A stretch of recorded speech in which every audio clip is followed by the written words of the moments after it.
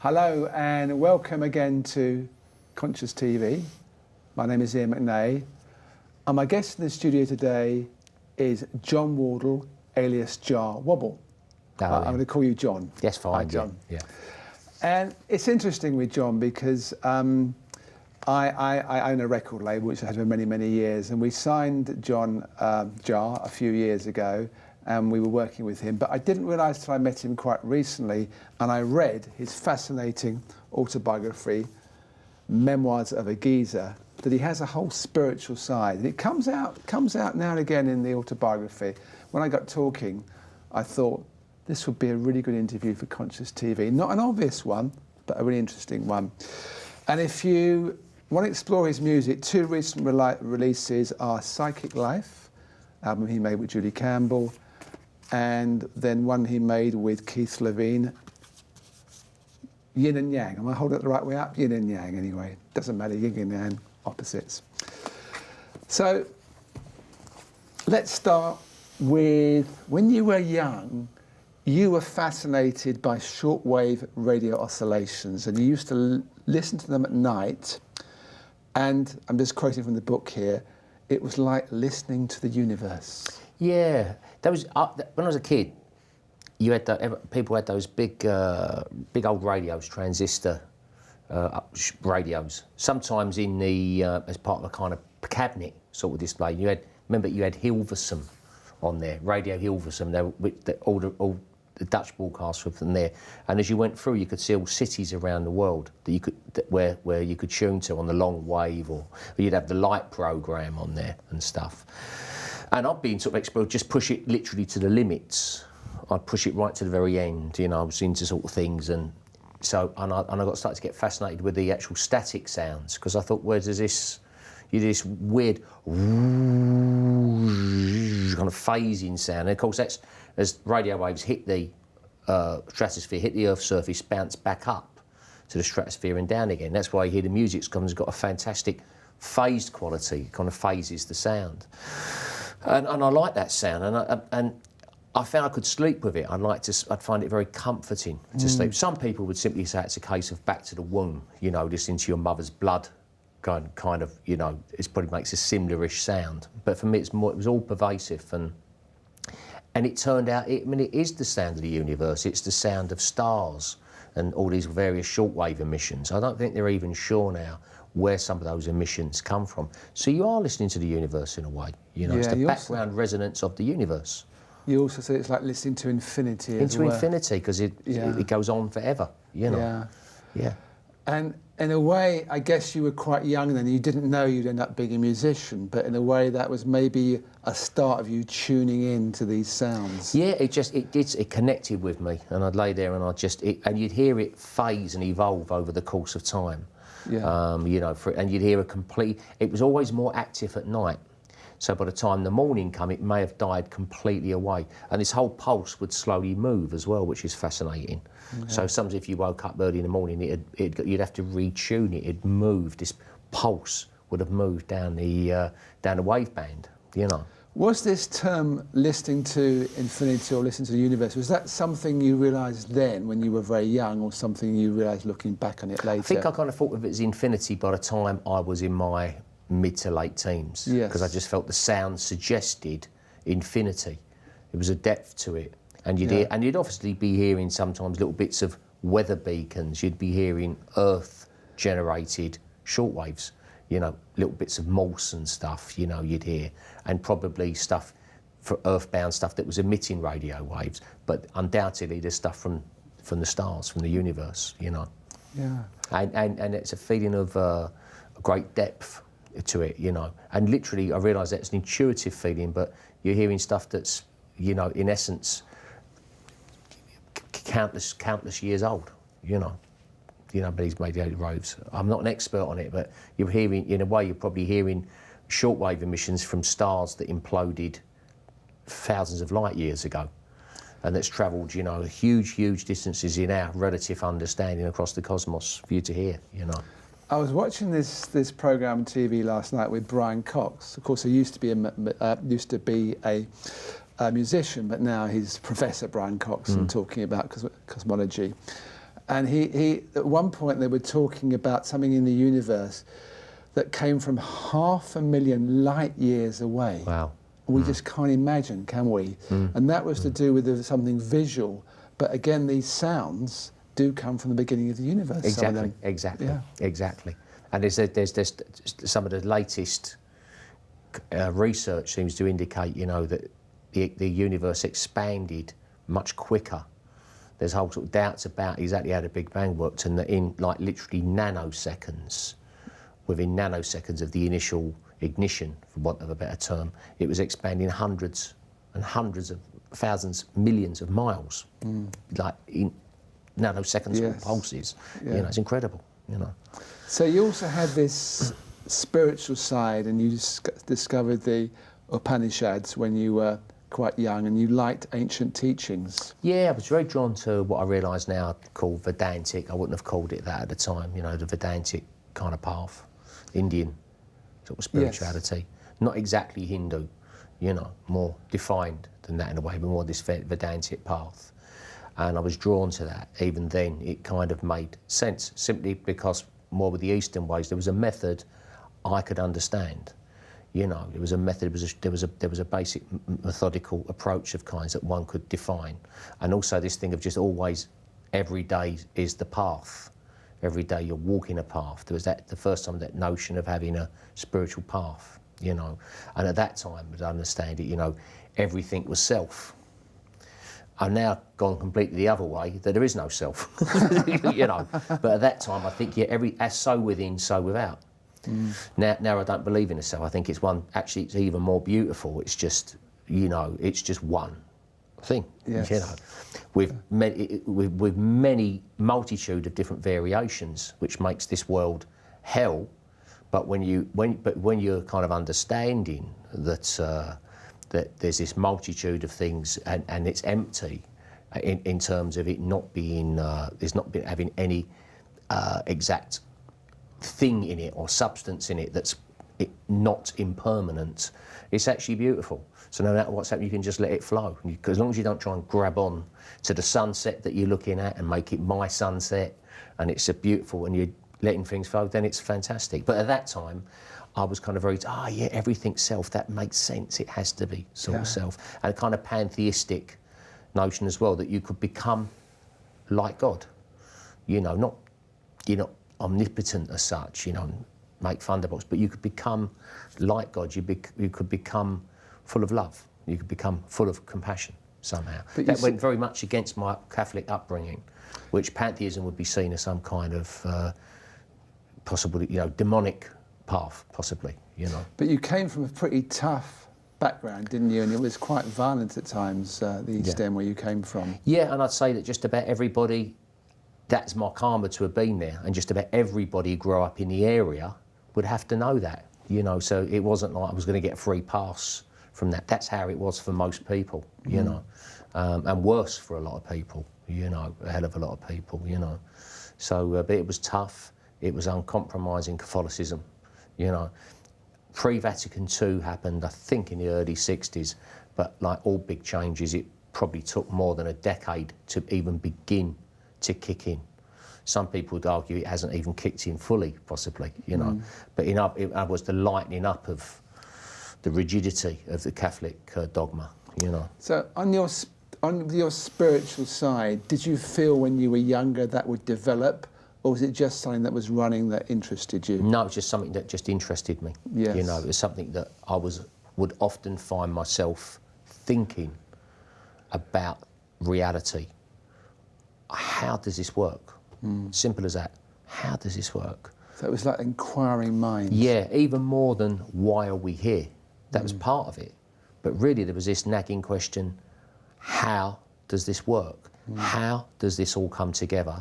How does this all not fall apart? Because I used to just think, how does everything, is it just gravity? How does everything come together? Why doesn't it just fall apart randomly one day? And then you start thinking of God, and what's the notion of God, you know?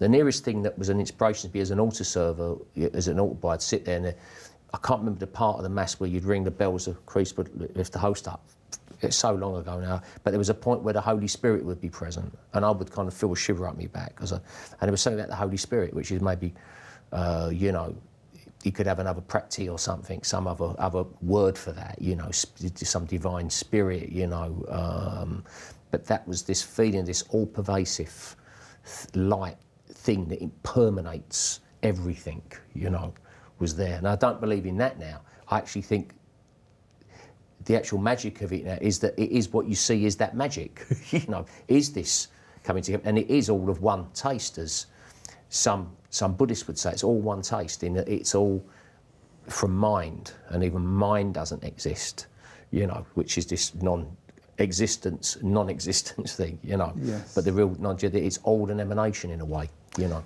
I want to follow your story. All for that a sounds, bit. I mean, as I say it, I think, oh God, even now I struggle intellectually to keep up with it, because these are such huge concepts, and I hate the word concept, because you have to smash the concept to go beyond it, you know? Yeah. Let's follow your story for a bit, and we can come on and look at the wider picture, because it's such an interesting story. So you had what you called a Stanley Livingstone moment when you met somebody called John Lydon. Yeah. When you were at Kingsway. Kingsway, yes. And John Lydon, of course, became the singer in the Sex Pistols, and then later Public Image. And I just want to read something, which is, because I want you to just go back on this a little bit. This is a quote taken from John Lydon's autobiography about John / Jah. And this is how he described you at the time. I'm not tricking you, because I told you I was going to read this, okay? Wobble looked so weird, a little warped. He was trying to affect a tough boy image, but it didn't quite work. He looked more like someone's dad out of World War II days, with the hanky on his head and the braces. He had a big Tottenham scarf and a big grin on his face. Hilarious, but a chap full of malcontent. Yeah. Is that something you recognise from those days? Yeah, I can't remember the hanky on me, but I might have done. I think it probably as a joke. I would remember like the four-cornered hanky working class blokes used to wear at the beach. And I think I did have braces for a while, you know. But yeah, I can recognise myself there. But the malcontent. And he can talk. He was absolutely more of a malcontent than me. He had a spitefulness to his malcontentness, you know. But yeah, I was looking to make, I don't know, shake things up, make trouble, rebel against it all or something, you know. I mean, it was all so stiff. And John felt the same. So, and John was like 3 years older than me, because the story with John was he'd had meningitis. He was very ill, wasn't he, when he was young? Yeah. So he'd missed a lot of schooling, and must have been sort of very ill, you know. It must have been a worrying time for everyone around him, you know. Because you know how serious that can be, obviously. You know, die from that, you lose limbs, all kinds of stuff, you know. And so he was older, so you know he could have influence on the younger kind of people around him. But when I met him there was no one else. I remember getting in. Oh, I'm not going to make any friends here, and I've always made friends with the oddball. And John's was the chief oddball of the world at that time. He was a classic. John Hughes, the filmmaker in America, you know, if John Hughes is going to make a film about Kingsway, John Hughes, you know, Breakfast Club guy, would have picked John. I'd like to think myself, but John would have definitely. He was a real long-headed hair. Used the word dismal. It was a word dismal we'd discovered, and loved the word dismal. So everything was dismal. The weather was dismal. Life was dismal. You know, it's a bit French or something. But and there was 4 of you hanging around, all Johns, the 4 Johns. So there was John Ritchie, who became John Beverley, who became Sid Vicious. The Sex Pistols, and he gave you the name, didn't he, Jah Wobble? That's right. Yeah, years later, we were drunk, trying to get into a locked door somewhere. Must have been a squat. We did have the key, but getting the key into became as complicated as those Apollo missions, docking the actual pod with a rocket or something. Become, you know, or the reverse, whatever. You know, actually, it become like landing on the moon or something. There was actually getting this key into the door. And we stopped. I think I said, let's just stop and take a breather from trying to get this key in the door. And he said, I'm going to call you Jah Wobble, because your name's John Wobble, it's Jah, reggae Jah Wobble. And I said, I'm going to keep that. So this must have been as everyone was adopting some kind of AKA stage name. So I adopted it. I said, I'm going to use that, Sid, because no one will forget that. And it's better than, I think I said it's better than Sid Vicious. You know, so, you know. And then obviously, John went off to John Lydon went off to be singer in the Sex Pistols. Sid Vicious joined as bass player when Glenn Matlock left, and then you'd taken an interest also in the bass guitar at that time, hadn't you? Which takes us back to radio static. Yes. It's something infinite. It's all pervasive. It's Holy Spirit. Om, you know. And low frequencies. Low frequencies. Which I was never fascinated you, particularly interested in high, slappy, funky bass, although I don't ever discount that. But I like heavy, low, simple, functional, visceral bass, you know, So that you can feel there, you know. So when you were playing bass in the early days, you say you felt it there? Yeah, it resonates. You should really feel it right in the core, in your core of your being. You know, people talk more and more in football, talk about core strength, the core of your being. Yes. You know, the solar plexus. So the very core of the sun, the centre of your sun, where all these different nerves and stuff. It's a lot going on down there, and this base healing energy going there. You know. You see it as healing energy. Oh yeah, because it just feels so calming. Why shouldn't it be? Yeah. And you kind of, when you're playing, if I was playing in here now as an older guy, I wouldn't have a great big amp. You fill the room, you know, in an adequate way that is respectful to the room. Does that make sense? You don't overpower the room with your bass. We just fill the room with your bass, like lighting incense. So it should be like lighting some incense, you know, and it's just so at that moment, you know, with a bass. And musicians should be like that. It should be as sensitive as Ikebana practitioner flower arranging with the Japanese. You know, it's just in the moment. How does the symmetry of the flowers match, which are nicely done, by the way. You know, they've been done with thought, I can see, and some attention, you know. Match the room, the ambience of the room, harmony, you know. Sensitivity, you know, which is empathy, which is compassion.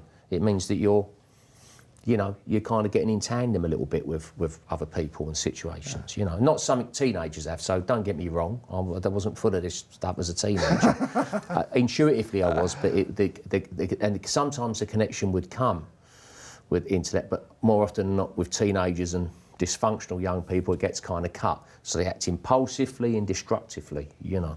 Yeah. But there's a wonderful quote I want to read out from your book about when you truly accept the bass as an emanation of God, as the ground of existence, you make a friend of impermanence, a state of flux. Therefore, the fear of losing what you have diminishes. You truly ride the rhythm, and you reside in the resonance of Om, as you mentioned, Om. You can ride the sonic boom to heaven. Wow. But that's an incredible I thing to say. I did say that. I can't remember how long ago I said that. I would change it now. Probably wouldn't use the word God as such. Okay. Which I feel sorry for the word God, because it's claimed by so many people. And for me, there's this process going. In the end, God was a process, you know. And I know that would offend a lot of people that believe in a fixed deity, you know. I can believe in a deity of the mind, you know, by the way, but, you know, and I can believe in very powerful deity, but I can't believe in God in that fixed sense. But everything else, it's of the alaya, the ground of existence. That it's an emanation of that, for sure. I think everything is, but the bass especially seems very close to that in how it functions. And that it's back to this thing of impermanence, which is such a huge thing, because I behave in a way most of the day like I believe in permanence. We all do. If somebody was to threaten to take my life, I should relax, because everything's impermanent anyway. So I remember hearing a story my friend told me of a spiritual master in India. A guy come in the ashram with a gun to kill him, and everyone else contracted, like a universe contracting. Oh! But the guru expanded. Yeah. No, because it's not my time yet. Give me the gun and sit down. Yeah. You know, which is, and the guy sat down. Yeah, of course, give me the gun, just sit down. You know, leave him alone. It's cool. You know, and so I act the opposite to what I'm saying now a lot. Instinctive, my thing is to contract and to think and to be fearful and to think it's a permanent solid, but it's not. When I'm relaxed and it's back to this thing of not attaching, I'm cool. When I'm playing bass, I kind of feel like that. You feel the bass, it's because the bass, the sound you can't grab hold of, but the bass is, when you look at subharmonic theory, the bass is a very, very strange phenomena in how it behaves and how it resonates. It's very stable, yet somehow very unstable. you know. Yeah. So in 1977, you usually walk. You had a little walk, this clockwise fashion around the library. Yeah. And that day you decided to walk the other way around. Yeah, that's definitely an OCD-ish thing. I would go to Whitechapel and I'd walk exactly the same way on exactly the same places, and then when I come back, I would come back and I would go clockwise. Yeah, so both ways I would go clockwise around the little library, but I went anti-clockwise. So it was some weird thing to go anti-clockwise, and when I got back home, I got the call from John Lydon to join Public Image. So you were only 17. Yeah. And John Lydon was now, although he was your mate still, he was a big star. Yeah. And he was forming a new band. He knew you played the bass guitar, but you'd never been in a band as such. Yeah. And he rings you up and says, "Do you want to join my new band, Public Image?" Yeah. And the band had Keith Levine on bass, who'd been in the early days in the Clash. So on guitar, yeah. On guitar, sorry, yeah. Yeah. So there was a bit of a name there as well. So that must have knocked you out, didn't it? Do you know the funny? Danny Baker asked me that the other day, and he said, "How do you feel?" I wasn't, and I just thought, "Great, okay, let's get on with it. I fancy the job here. I can do something." Yeah. I'd kind of been playing the bass and felt my approach was sound. I felt, I felt very solid in what I was doing in regard to the bass, which was just making these bass lines, modal lines to do with geometrical shapes on the thing. It wasn't the normal way people would approach playing bass. So I felt quite great. Okay, now I can do something. So I never for one moment doubted that I wasn't the guy for the job, and I wasn't that supremely confident in other areas. There's only one other thing I ever picked up that I felt was proficient on, which was clay pigeon shooting. Okay. I don't know why, and a guy got annoyed with me at the clay pigeon shoot and said, "Well, why did you see it was in Avon? Why did you see you'd never done it before? You obviously have." And it's like, "No, I haven't." And he got more angry with me, but I really, really hadn't. Yeah. So you'd broken the habit. Yeah. Of walking a different way. And I would still say, somewhere. And I'd still feel when you break, that was symbolic of breaking a negative mind stream, a complacent mind stream. But you also talk about how the repetition of the bass, the way you play the bass, is a big ally. So in one way, this repetition is an ally. In another way, it's somehow holding you back. Yeah, repetition can be, repeated habitual behaviour. Most of our habitual behaviour is terrible. It's a prison we create for ourselves, So most habitual behaviour is a form of repetition. It's not good, because we just the same nonsense that we waste our lives away. But some repetition is kind of conscious repetition in a way. We're playing the bass or making a mantra, maybe making a certain spiritual practice that's to do with this kind of repetition is very good. Yeah. And then the first time in a recording studio, you're making the first Pill single, Public Image. Yeah. The first single was called Public Image. Yeah. And the beginning of that song is the bass. Yeah. Can you do the bass now? Can you?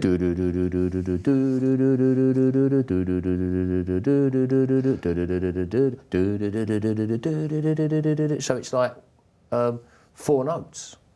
It's very simple, yet it's very. I played it the other day in the car. Actually, it's very powerful. The way that song builds very quickly. Yeah, very.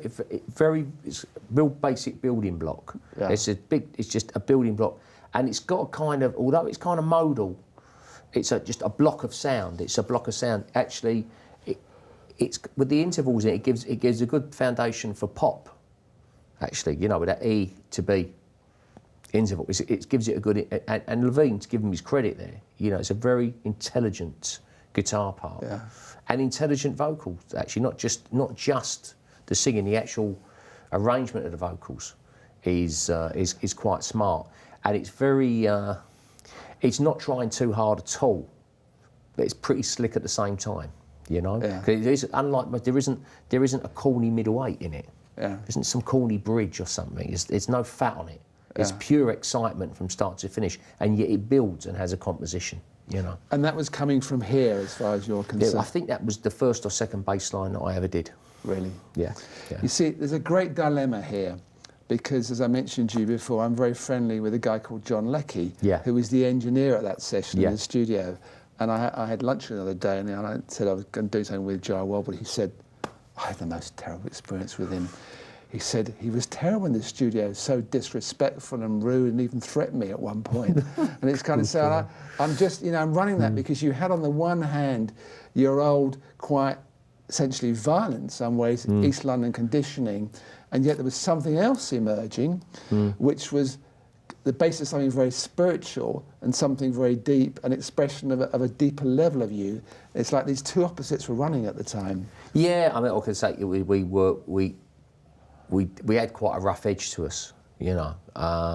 There's no denying that, and I think when we come into, I know it's a bad thing. I mean, you know, it's not good to have that attitude at all. Obviously, I wouldn't. If I saw it in young people, I'd probably have a word with them. You know, now, you know, that's, you know, really hypocritical. You know, I'd try and smooth it. So, oh, come here, son. You don't need to behave like that. You know. But were you aware the two sides were running you at the time? I think you have to be aware. I'm sure with this stuff, where stuff goes too far, and there's this feeling of something observing. You know, that I used to kind of think that's like a guardian angel, which in a sense you could maybe say is your better higher consciousness or better self. But there's something very neutral just watching. And I think it's the fact that one becomes aware at times. There's some internal eye, some internal monitor that's just watching. And that maybe is like a conscious where you just think you just took that too far, you know. Yeah, and I've always been somebody who went to, I'm somebody who, more than once, people said you always go too far. So I would have gone too far. You know, and then there is the observer, as you call it, that's watching. Yeah. It's just this background kind of thing. And you look back and you just think so often, it was always there, always there, 24/7. That pure, luminous kind of awareness, but that's not just neutral. It's actually, it's focused as well. Yes. You know. Yeah.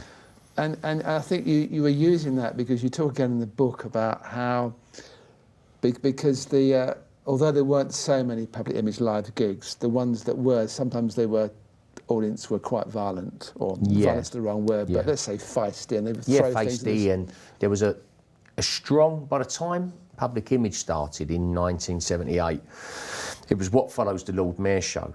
Punk was only really at a kind of a peak. These things are so short-lived. It was only really there, as I would recall, it really begun with the first embers, the first little flame, 75-ish. Sort of autumn 75-ish, I'd say. Maybe a little bit before that, but that's when I'd say autumn really. It was really sparking. And then it went into 76, and then it blazed, you know, with that very hot summer, funny enough. So it's a good kind of metaphor. And then within 9 months, as it went into 77, it became ugly. It'd been a kind of a refuge for mavericks, sort of people, boys and girls. It was the great insider movement for outsiders. And suddenly you had all these kind of boot boy, violent kind of blokes things. So it became a scary place for girls and stuff, and gays. You know, it was the maverick people were kind of on the back foot. And these kind of violent, fuggy, dull blokes who getting it all wrong, you know, big boots and big daft Mohicans, and you know, looking for a punch up. And that was, as Peel started, that was the background. And he was Peel, this quite avant-garde, left field thing, you know, and that was a very conservative inward look. It was a little bit oil and what was Peel wasn't that well received by people. Yeah, I think the interesting thing was, and you talk about in the book, that when things were thrown at you, you did have a spiritual side really growing, and you were able to just stand there and not react, and you call it like, it was like a train, you stuck with the form. Yeah, that's it, just stay with it. And you have to be, sometimes you have to be strong. Yeah. And so no matter what's thrown at you, you stuck with the form, you stuck still playing. Yeah, just still playing. So even I had a pig's head thrown at me. It was a frozen pig head from the Circle balcony in Paris. So I'm playing and suddenly something hit me, and it really did, you know, and I played and I thought, what is that? And I looked down, it was a pig's head looking up at me balefully. Whoever did it was a good shot, you know, it caught me right in the head. And I just kind of looked down at it, but I just carried on, you know, Yeah. And there was another time which I thought was interesting, where I forget where it was, where the Pill were playing, and apart from the drummer, it was a new drummer. What's the name of the new drummer? I used to know him a little bit, and I've forgotten his name now. Martin Atkins. Martin Atkins, yeah. yes. Martin Atkins and you just kept playing because Levine and Lydon walked off and just left you there. That's right. And That again, you was in stuck the with Palladium. the form. Yeah, we just stuck with it. Stuck with I was the form. furious. How could you walk off a gig? You know, I was furious with them. Playing. You just kept on playing. Yeah. And I think it was afterwards, people said, hey, that was great. People loved it. They thought it was part of the act or something. Yeah. But yeah, you just stick with it. And that's all I know. You just stick. It's like a football team, you know, when you're a football team, you might go a goal down, 2 down. What do? Do you start panicking and kicking it along? You keep playing football. You just keep playing. You keep having faith. You just keep doing what you do. It will turn. It will turn. It'll always turn if you stick to it. Yeah. You know, other thing I really liked about what you said about those early days in Pill was the beginner's mind, and that was you got that from Suzuki, the Japanese master, about how the beginner's mind has so many possibilities, especially when playing a musical instrument. And the expert has few possibilities because the expert knows so much. Yeah, yeah. So we and negate everything. The way you had beginner's mind. Yeah, yeah. And I still try and have that every time. So every time I pick the bass up, it's like for the first time. Yes. So it's like a discovery. Yes. You know, because it's actually as if you're handing you're an oracle of some kind. Like, what am I going to pick up? So it's about your state of mind that you bring to it. If you have an open, clear mind, there's always something new will come. Yeah. But underneath it, Pill was flawed, wasn't it? Because you wanted to work a lot more live. There was a lot of tension between you and Keith Levine. Only because you know what he was getting up to. Because he was a bit of a junkie at the time. There was all the drug thing going on with him. There were a lot of drugs in and around the band. Yeah. I took drugs as well. Yeah. You know, with different drugs. As I joked at the time, we were all on different drugs at different times. You know, so it was really doubly compounded. But because that's what annoyed me. You know, because it just obviously that's not conducive to working well. You know, when if you're taking, you're on smack and stuff regularly, you're not going to be, it's not going to be conducive to working in an efficient, disciplined way. But you always avoided heroin, didn't you? I took it once. Okay. And the funny thing is, everyone else around me was being sick. I didn't. I stayed in the dealer that I knew. Of course, I think he gave us all the first bit free, as they do. He said to me, "Oh, you've done it before, haven't you?" And I just like thinking with this guy. Quite a heavy guy, thinking, I wish he'd shut up and stop talking because I'm sitting in this very noisy nightclub, but everything's cool. And that's when I thought, oh my God, this is the cotton wool. Because I was thinking it's not really working, I'm not feeling the high, but actually, I was happy not to talk. And this dealer's, he's a tough guy. You've done it before. And I was just thinking, I wish he'd shut up because I don't want any talking. You know, and I remember thinking, this is it. This is the cotton wool. You'll get addicted. And we did used to look down our nose at regular heroin users, to be quite, And in the end, my best mate, there was so much of it about at the time. My best mate, he became addicted as well, which was, and I'd warned him that he would do, but he did. There was so much heroin. 78, the Shah was deposed in Iran, lots of money came out, and it kind of somehow people turned it into heroin. A lot of heroin came cheap. The price of heroin drastically reduced at that time. Whereas if you remember Get Carter, when Michael Caine's character, Jack goes to Michael Caine's character, Jack Carter, he went to get heroin. And it was a huge, big deal. It would have been easier to get hold of plutonium. You had to go to the man on the bridge to get the heroin. It was like as if he was getting something that would get you locked up for a zillion years. And of course, by the time the late 70s come about, it was a wash, and I knew a few people that were lovely people who, went down that path. Anyway, you left Pill and you wanted your own people around you, didn't you? So I left Pill because, quite rightly, I wanted to work. Yeah. I was a bit manic, and I wanted to do gigs. The business side of it wasn't good, so no worries. It was, and my beat was with not just with Keith but with John. Because I'm thinking you're the governor, You're the governor of this, really, so you should have this in order. But we're all young, there's no hanging offences, so none of it, it's all, I wouldn't go back and change a thing, because when I was like, I'm going to leave, because I've had enough of this, which was quite a brave move, actually. I don't think many people, I don't think many people would have left. But I had the guts to kind of go and leave and get my own thing together, and I wanted to work, and I just wanted to do stuff. Yeah. And at the same time, I thought, well, maybe that's it, actually. Maybe I'm going to leave, and there won't be any more work. I've had my time in it as well. So it was a mixture of feelings. But lo and behold, I ended up working with Jackie and Holger from Cannes, so it all rolled, you know. And you then had Invaders of the Heart? I started Invaders of the Heart, which it was Human Condition, first of all, which was a kind of avant-garde power trio. You know, and then Invaders of the Heart, which was my beginnings of me wanting to, some novice chef, thinking, let's mix these spices with this Scandinavian fish thing or something, you know. Let's just try, what's it like when you mix some of this music? What happens? You know, that was a very basic kind of starter for 10 with some jazz in there and some dubby kind of stuff, and mixing music from around the world a little bit, modes, all very naive, but some very good players. Naive and also brave, because again, you're taking risks all the time, and you. I think you made 18 albums since you left Pill, and they're so different, a lot of them. Yeah. I think. Well, actually, it's more than that, actually, isn't it? I must have made, since leaving Pill, could well be 50, 60 albums. Yeah, maybe more. Yeah. You know, and I've played on lots of other people's. I've made a ton of stuff. Yeah. It just flows out, and I think that's great. To me, why should a musician just be down to doing one album very self-consciously every year or two? Be like an artist. You go around an artist studio, they've got 3 paintings on the go over there. There's umpteen paintings all around the place, and they're developing as an artist, and they're forming. You can see the different themes in the different paintings that they've got, and that's me. You know, I've developed my different themes over the years, and that was kind of the beginning of it, you know. And then you completely burnt yourself out over time, and you got more into drink and drugs. Yeah.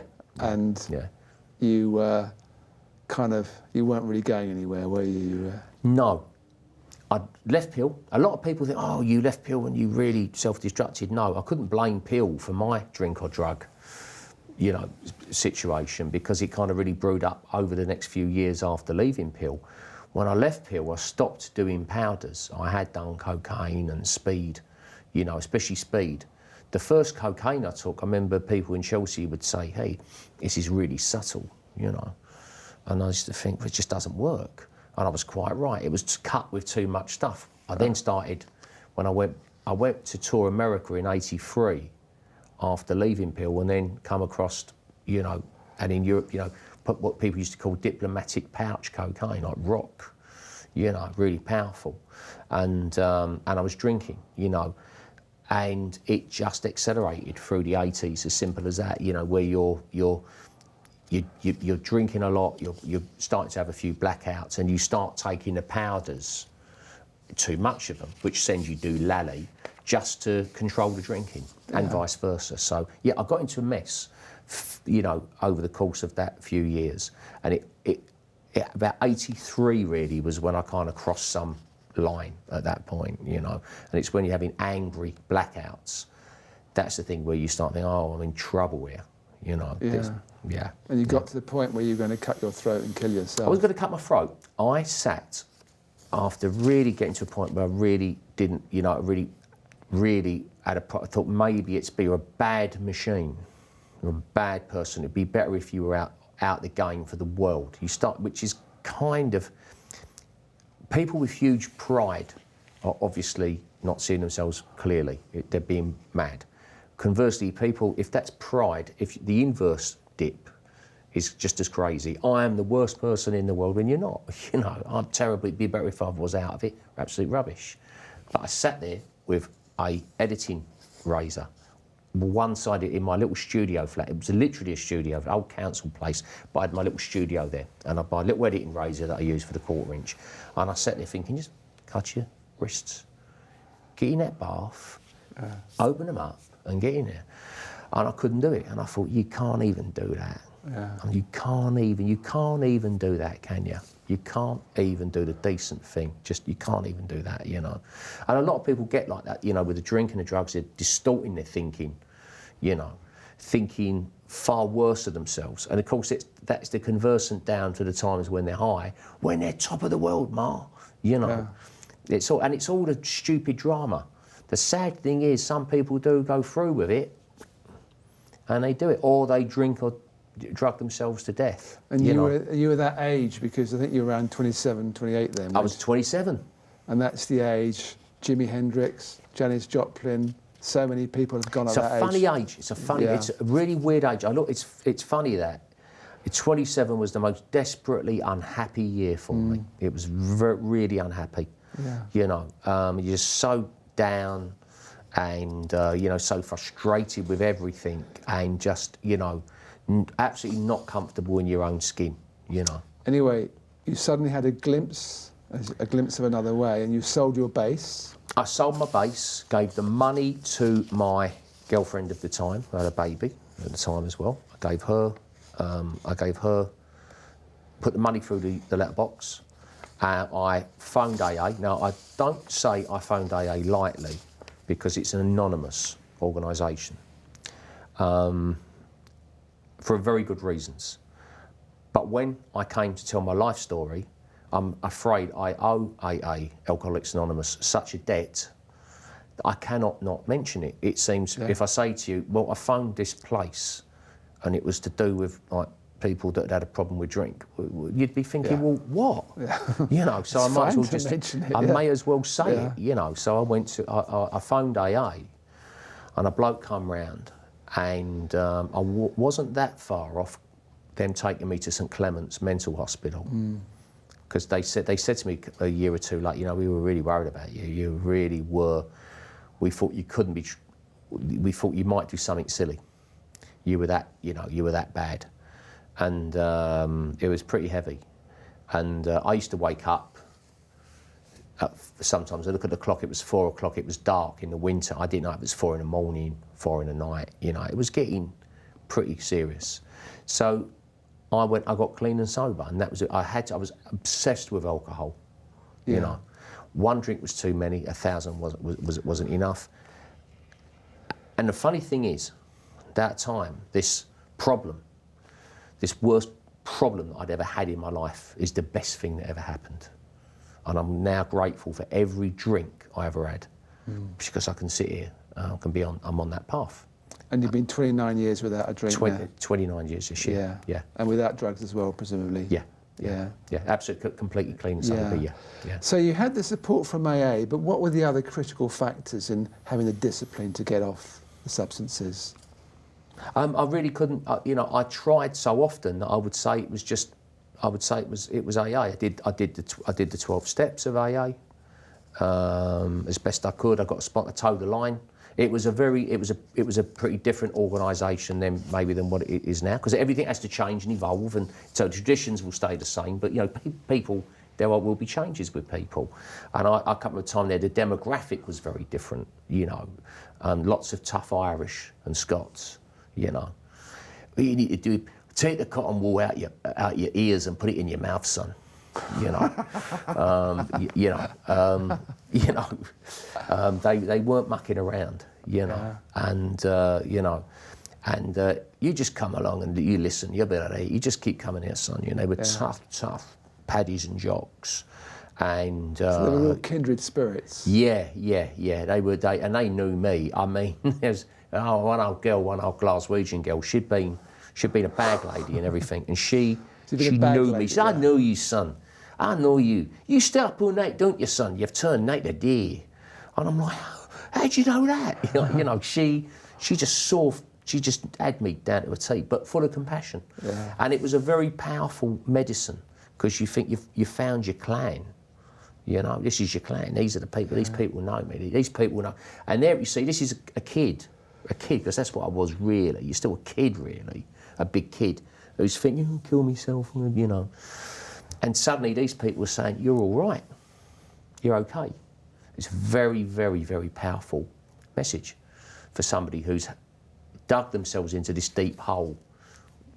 huge lashings of lack of self-esteem. And then to suddenly have this message, son, you're okay. You keep coming. We want you to come back. Because at that point, of course, people were body swerving you. People in the East End were very nice to me. They'd say, girls would come and say, what have you done? You used to look so, look at you. Yeah, look, I'd be a dirty trail state of me, you know. And there's these people, you just keep, son, you're all right, son. You're all right. You know, they were nice, they were good people. So it was, and that's that demographics. I'm not saying, you know, AA will still work for people. It was just the East End was a very different place. Yes. It was absolutely full of down and outs at that time. When I go there, it's all these young people now, you know. God bless them. It's become it's the hip side of London now, you know. At that time, it was full of low-end drinkers. It was full of alcoholics. So I grew up looking. You'd see these poor guys up Whitechapel Road who were drunk and they would have urinated themselves. And so as you walked along the road, you had all these real downhill hostels. You'd have these trails of urine coming out the doorways where these blokes would weed themselves. And the funny thing is in the book, this is the funny karma of it. When I was about 2, I freaked out, and it's one of my first memory, along with my dad's brother who was a priest, sploshing holy water everywhere, because we had a house that had been a spiritualist house, and my mum, quite rightly I think, you know, thought there was things going on in the house, you know, which I know a lot of people would be, you know, but for me, I do believe in these other worlds as well, I have to say.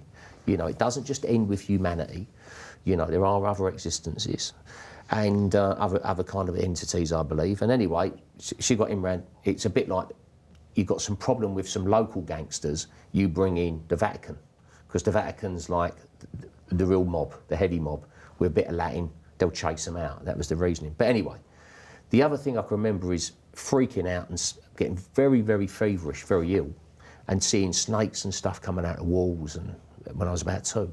And they got Dr. Abrams, the old Jewish doctor at the end of Smithy Street, to come over, and he said, if I didn't know better, I'd say this boy had the DTs. And funny, all those years later, I ended up with the DTs a couple of times, you know, in Amsterdam, seeing stuff coming through the window and all that, you know. And so, you know, I mean, it's that, the booze. Anyway, so I went there. Basically, it gives you this simple path. Yes. You know, it's a good basic program. It done the job for me. And you day at a time. You backed it up because you had long walks in London. Yeah. And you started to get the physical again. Yeah, that took a little, because at first all I'd done was go to my AA meetings, and I would go to AA meetings, and I say, it's an ongoing thing. That's, you never, as far as I'm concerned, you are never cured. You just, you know, you can never pick you know, I would never trust myself to safely drink again, you know, day at a time. So that's it, that's the deal. Doesn't mean you go through life afraid that you might pick up, I've never had that fear, you know, it was relieved of me, that fear, you know. But then all I did was go and work on the underground. I worked at Neasden Depot and There's stuff. a very funny story you have in the book, that one day on the underground, on the platform, you went to the PA system and you said, I used to be somebody, I used to be somebody. Well, it was at Tower Hill, it was on the eastbound district, is the correct terminology. It was credited, a bit of it only takes a 5-minute delay and all the platforms fill up. And in those days, the intercom was on the wall. And I went to the wall. I used to be somebody. I repeat, I used to be somebody. And they were, you know, it was kind of murmuring. They were kind of swaying. What was that, you know? So yeah, I did that, yeah. So all I did was go to, I ate chain smoking. I'd smoke 60 fags a day sometimes, all, you know. But then in time, I'd always been into walking anyway with the drugs, actually, with the speed, which is a different thing. But I then got more and more into walking. And more and more, I got into walking over the years, become an absolute walker. And by the time I was 3 or 4 years sober, I'd be walking up the Lee Valley and, you know, round the Bow backwaters near where the Olympic Stadium is, over towards Stratford. Very strange part of the world. And you also did some karate too, didn't you?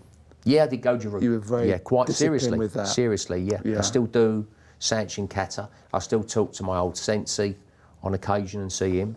I did. So that was a lot of meditation, and a real discipline. You know, I mean, Which was good for you, that discipline, wasn't it? Very good. I mean, it's not 1,000 miles away from yoga, actually. That might Yes. ostensibly appear to be punching and kicking. Actually, it's, you know, a lot of that stuff is, to me, is related to mudras.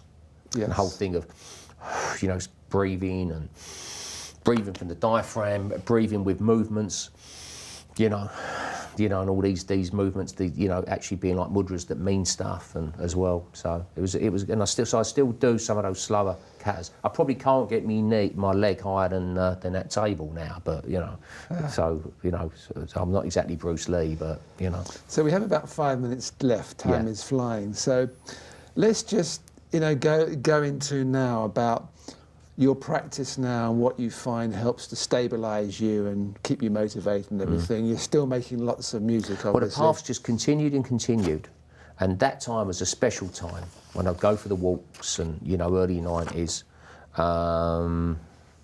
very happy, and through the mid-90s, you know, it was a great time. There was a sense of great lightness and space there at times. I still had to run a band, you know, face up to daily responsibilities and all that stuff. But there was a great sense of lightness and stuff. It was a spiritual quantum leap, you know. And then you know, I met my second wife, and you know, back then, so we've been together a long time. We have got a couple of boys, and life moved forward, you know, and you get taken up with the practicalities of everyday life. My essence, basically, to put it in a nutshell, you know, the spiritual path was something you can't move away from. When you do, you become uncomfortable. So now, you know, it just honed and honed and honed down to the point where, you know, I came out a few years ago. I came out as a Buddhist, you know, and a couple of friends of mine, my dear friend John, for himself, at last you've come out, you know. So he said, you've come out as a Buddhist. It's about to, we all knew, darling, you know, that you're a Buddhist. So that was it, and I work a Buddhist path. I took a lot, years ago, at that time in the early 90s, I thought I liked Buddhism, but this void, I misunderstood the thing of void. It is an unfortunate, the void, which is emptiness, this lack of intrinsic identity, which is actually, was scary. I'm not going there. A religion without a God, I'm not sure about that. But actually, in the end, it was the one, that it was far more about it I could agree with and follow than not. And I slowly, do you know, in the end, if you look at a lot of the records through the 90s going into the noughties, they're all Buddhist stuff. And then finally I took refuge, as they call it, and that was it. You know, I came out as a Buddhist. I felt embarrassed because Western Buddhism makes me very uncomfortable on occasion. You know, it's a kind of potpourri of new age, do what you like, all is one. And all is not one in that sense. There's a multitude of things, might have one taste. It's one essence, as they say. Yes. But it's not, you know. So, that's basically in a nutshell. So what kind of Buddhist practice do you do now? The other thing I said I would never be a Buddhist. So that was for sure. I said a lot of things back then. I said I'd never live in a 1930s suburb, and I do, 1930s style suburb up in the north. I'd never be a Buddhist. And the one Buddhism I would never do is Tibetan Buddhism, ever. I would never do that, Tibetan Buddhism, because it was I made the right connection. It's all about the people. It's like when I did martial arts, I just wanted to do martial arts. I didn't want to do Goju-Ryu, but I met the right teacher. It's all about the teacher. Yeah. So through it, you meet the right connection to find out, you know, what you need to learn. And by the way, I'm a Buddhist, but I'm probably one of the worst Buddhists in the world. Right? I'm an angry Buddhist. I'm an angry Buddhist, you know. So this is actually something, because I've never said publicly I'm Buddhist, because I don't say it, because it's a spiritual program. I say that in interviews. I never say to people I'm a Buddhist. I don't come out with this stuff. Friends know it, family know it. But are you still really an angry Buddhist? At times I'm an angry, at times I'm angry. I'm a Buddhist who's angry and thinks, oh God, you know, I'm angry.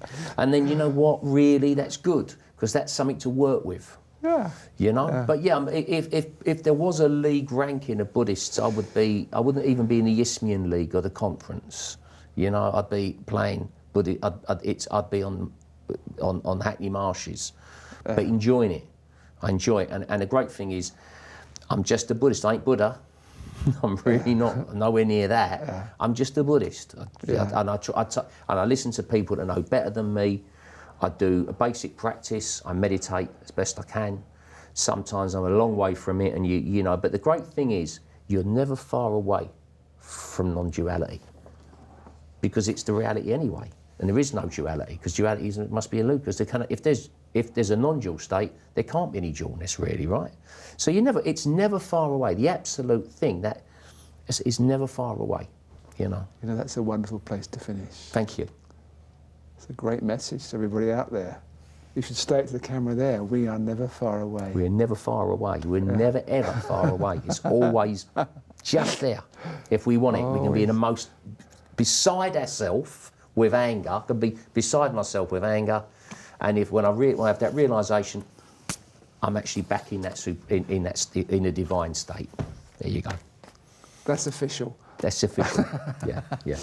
So I'm gonna show you books again. Memories of a Geezer. This isn't primarily a spiritual book, but I really, really enjoyed it. It's so written. It's very well written as well. It's about John's life, and it includes what we've talked about, his ups and downs, and a lot about the music side as well. So if you also have interest in music, you'll love this book. He's also done a book and a CD of his poetry, Odds and Sods and Epilogues. And then the 2 albums I showed earlier, which are quite recent, Yin and Yang and Psychic Life. So thanks again to you, John, for coming in. Thank you, I mate. wish we could have gone on for 2 hours. Yeah, but time goes so fast. I'll go on and on. Yeah. And thank you, everyone out there, for watching Conscious TV, and I hope we see you again soon. Goodbye.